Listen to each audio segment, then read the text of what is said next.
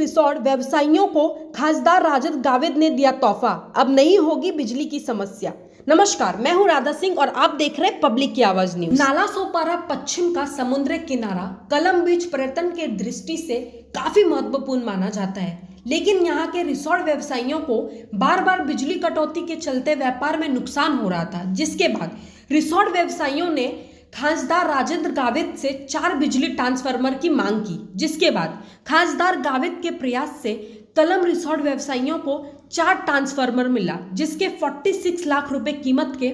200 केवी के 2 transformer अगले महीने लगाने की मंजूरी मिली है और 2 ट्रांसफार्मर 2 महीने बाद लगाए जाएंगे, जिसके बाद कलम बीच रिसोर्ट व्यवसायियों को बार बार होने वाली बिजली कटौती की समस्या से छुटकारा मिलेगा। इस कड़ी में खासदार राजेंद्र गावित ने कलम बीच पर भूमि पूजन किया, जिसके अलावा राजेंद्र गावित ने बाघोली जिला परिषद स्कूल में शेतकरी सभा में भी भाग लिया और किसानों को सरकार द्वारा दिए जाने वाले लाभ के बारे में बताया। साथ ही किसानों के संबंधित समस्याओं को सुना, उनकी हर संभव मदद करने का आश्वासन भी दिया। आइए देखें क्या कुछ कहा खासदार राजेंद्र गावित ने। या ठिकाणी एक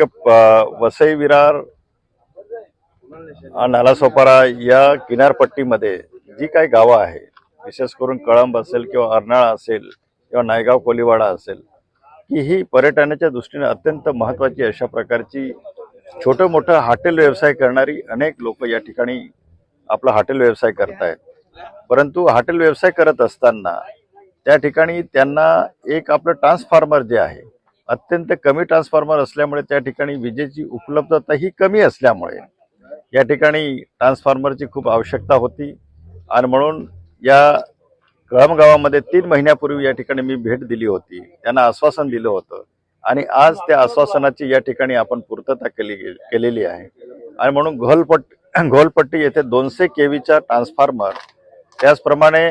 कळंब बीच येथे सुद्धा 200 केवीचा आपण ट्रान्सफॉर्मर या ठिकाणी आपण मंजूर केलेला आहे। दोन्ही जवळजवळ या ठिकाणी 50 लाखाच्या आसपास या ठिकाणी आपण निधी उपलब्ध करून दिलेला आहे आणि मला आशा आहे की या कळंब आणि आजूबाजूच्या परिसरातील हॉटेल व्यावसायिकांना या ठिकाणी विजेच्या बाबतीमध्ये चांगली राहत मिळणार आहे आणि त्यांचा व्यवसाय सुद्धा चांगला सुटसुटीत त्या ठिकाणी राहील अशी मी या ठिकाणी अपेक्षा व्यक्त करतो।